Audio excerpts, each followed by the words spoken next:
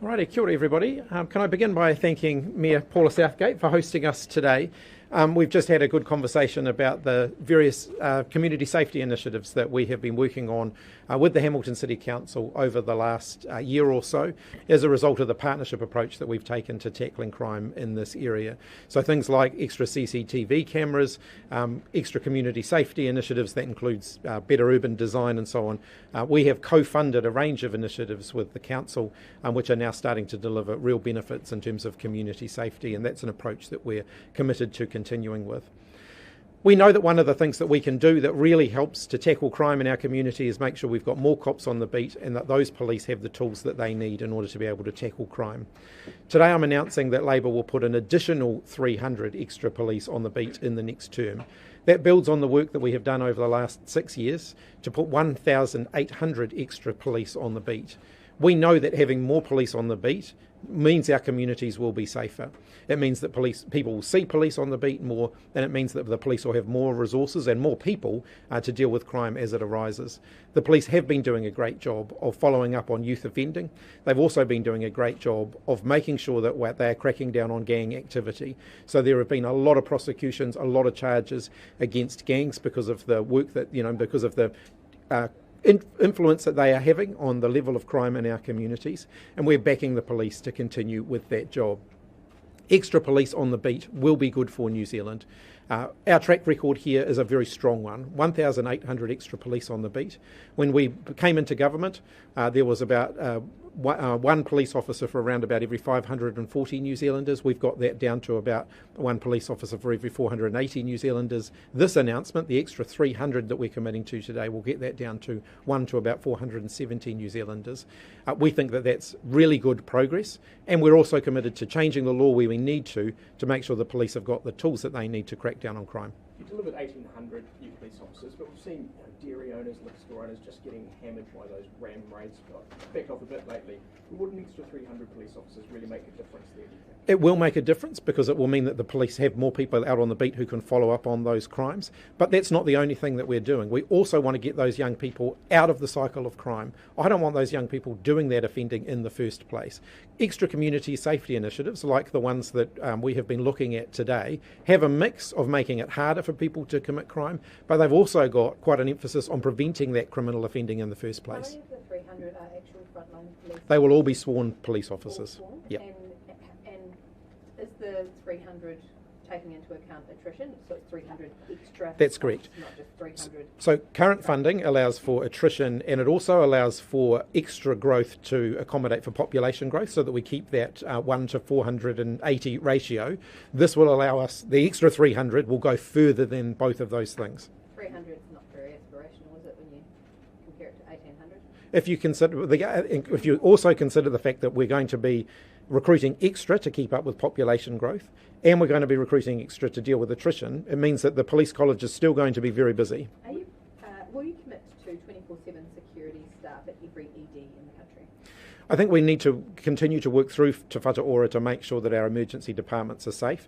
As I said the other day, I acknowledge that our emergency departments in hospitals often see people when they are at their worst, and I do think that staff safety is something that the people who are managing the hospitals need to take very seriously, and we will work with them to make sure that those concerns around staff safety are properly addressed. Can I just get you to answer the question, will you commit to 24/7 security staff at every ED in the country? I'm not sure that that's going to be required in every instance, but what we will do is work with the staff who are expressing legitimate concerns about their safety as to how we can best address that. And if extra security is required, of course we will work with the people who are running Te Whatu Ora, who are running the hospital, to make sure extra security is put in place where it's needed. And will you commit to appropriate staffing of all mental health facilities as pledged in the 2019 mental health budget package? We're continuing to to train more people in the mental health workforce. We've made good progress. That doesn't mean our job is done. So I'm absolutely committed to the commitments that we have previously made. Sort of going around, and I'm still committed to that, but we've still got more work to do to train the workforce that we need to be able to achieve all of those things. Budget cycles are 4 years. You pledged that money back in 2019. It's more than 4 years since 2019. What's happened? And we've scaled up the workforce, we've scaled up the training, and many of those jobs actually require at least 4 years worth of training before you do them. So we have increased the number of people we're training in the mental health workforce. We've been building a new approach to mental health from the ground up. So, for example, the Access and Choice initiative, which was also funded through that budget and package, has now delivered over 1 million counselling sessions across the country. That took a while to scale up because, of course, we had to recruit the people to do that work. It is now delivering at a much greater rate than the country ever has before. You've considered new laws around gang convoys. What are you thinking? I might ask the Minister of Police and Justice to provide some more details on that one. So we've already made some good progress in terms of legislation targeting fleeing drivers, and also the CAIL, or the Criminal Activity Intervention Legislation Bill. Both those have had some really good progress in adding extra tools for police. What we're announcing today is specifically targeting convoys. So if there would be an intent to intimidate the public and 2 or more driving along committing some infringements, that would give police the opportunity then to be able to take those vehicles. But these gang members often go into like a funeral, right? In situations where we have large-scale convoys that are disrupting people going about their daily lives, this is an opportunity for police to use this as a way of taking those vehicles and restoring law and order. To be clear, would they be able to stop convoys on their way to a tangi? What they are able to do, and what they do now, is they take note of all the vehicles and they're able to go and seize those vehicles after the time if it's not physically possible to do it at the time. Tracking people on the way to a funeral? No, what happens right now, and it's happened in Tauranga recently, is police use their CCTV footage to identify those vehicles when they've made traffic infringements or committed other offences, and then steps are taken to then impound those vehicles. Brian Tamaki, when his protests come to Parliament, that they're often on noisy bikes. Would this apply to Freedom's New Zealand supporters? It is designed for when there are large-scale convoys going through public roads and they are disrupting people's daily lives and people going about their daily business. So would it apply to farmers too when they do the protests? On large-scale convoys, if they're stopping people going about their daily lives, if police want to use that legislation, that's for police to be able to take a prosecution. The groundswell tractors would get captured under your gang convoy legislation? Police, of course, always have discretion about when they take prosecutions and when they don't, and police will consider things like protest, for example, where people are breaking the rules. Police will and do now consider where people breaking the rules, if they're doing that in a form of protest, they always have discretion not to prosecute. They always had discretion to do this in the first place, then why are you introducing the law? So this is a new law. So currently there for fleeing drivers, there's laws for seizing vehicles, and also under the CAIL legislation there's some opportunity there, but it has been in some instances difficult for police to bring a prosecution and seize vehicles on those large-scale organised crime convoys. Would this have stopped the convoy that parked outside Parliament for a month? The difficulty always in those sorts of situations is for frontline safety and making sure police officers can do that work while maintaining law and order and keeping their own safety paramount. What happens in most situations is those seizures or that work takes place after the event is finished. Can I just get you to answer the question, would it have stopped the convoy parked up at Parliament for a month? It's really difficult to say how that would have worked because they're parked. This is for in situations where you're seeing... Well, they convoyed there first, right? It would be difficult to apply that in that situation, and I'm not prepared to understand how that might have applied in those circumstances. 300 officers, will they be deployed across the country or in particular regions? That's deployed right across the country. What we saw when the 1,800 additional police officers came on board, that every single police district in New Zealand saw an increase, and I would think the same would happen with this instance. Prime Minister, Yes. Alan said, as we've been reporting this morning, that Botany Downs secondary school roof has still not been fixed, despite an announcement of $20 million repairs in 2019 when you were the Education Minister. What has failed with that program? I don't have an update on every individual school upgrade program that's been committed to over the last 5 or 6 years. There have been delays in some of those projects. In some cases, it's because it's been a question of finding contractors to do the work.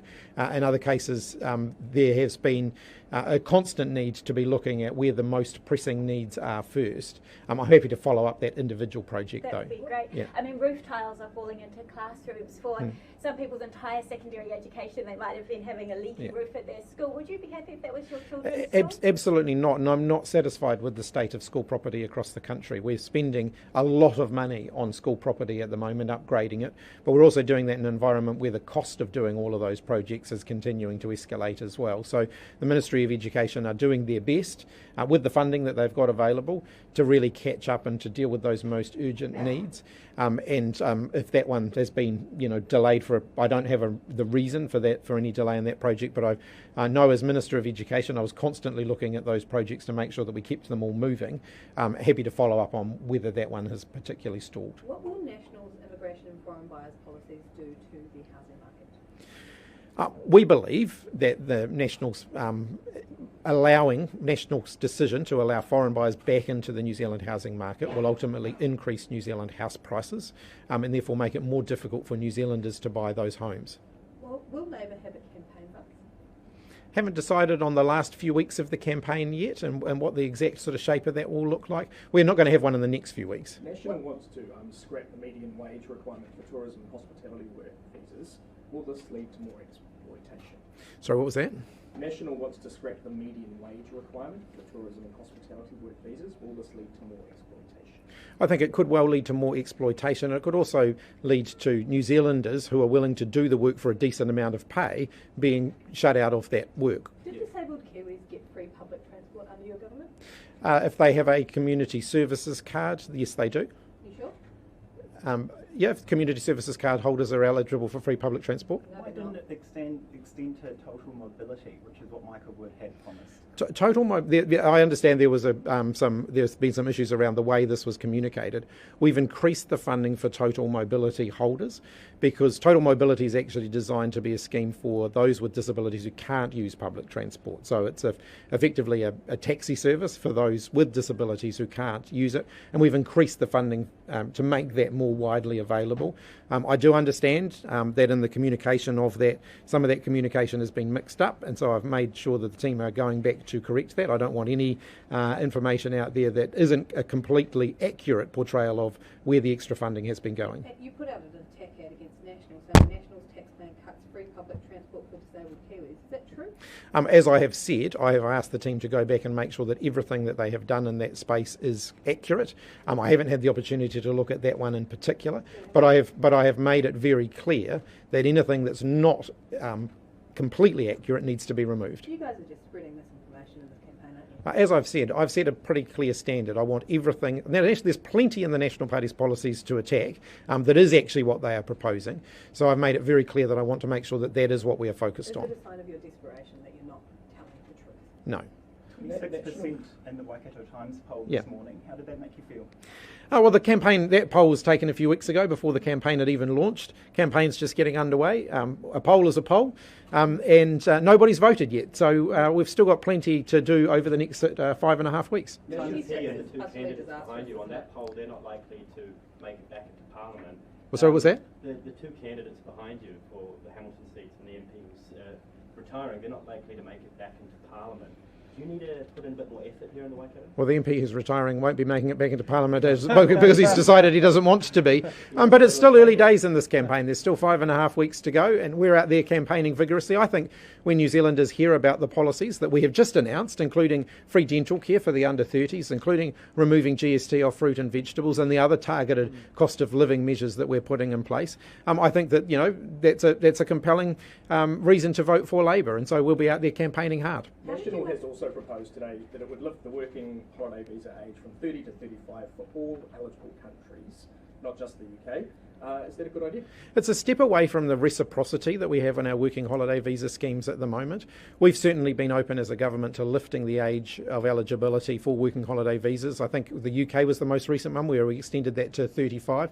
But we normally try and use that as a bargaining tool so that we can do that on a reciprocal basis with those countries to give Kiwis who want to do working holidays in those countries better access. By doing it unilaterally, we potentially rob Kiwis who want to go abroad and have a working holiday abroad with that same opportunity. There's been a couple of public polls now that have had you below 30. If you don't get above 30 in the election result, will you stand down? As I've said, don't have a plan B. I'm not asking 100% you, focused. I'm not asking you if you I'm have a not. plan B if you lose. If you get under 30, will you stand down? If that happens, you can ask me the day after the election. Right. Why don't you just make a commitment now? Like the Labor Party shouldn't be getting under 30, right? I'm not focused on losing. I'm focused on winning. Right. Can you? Absolutely. Campaign is just getting started. Right. Other questions? Okay. Thanks all. Cool, thank you.